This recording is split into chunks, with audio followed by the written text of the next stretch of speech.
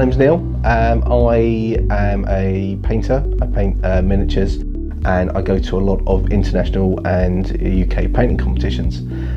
Recently came back from Chicago, where I was lucky enough to win the Slayer Sword for my model Lazarus. I've been painting for a good 29-30 years, and in all that time, the one thing I've always found is that the light source that you paint under is one of the most important things you can use. If you don't have good light, you're literally setting yourself up to fail. And whenever I teach people about painting, the first thing I talk about is lamps and light.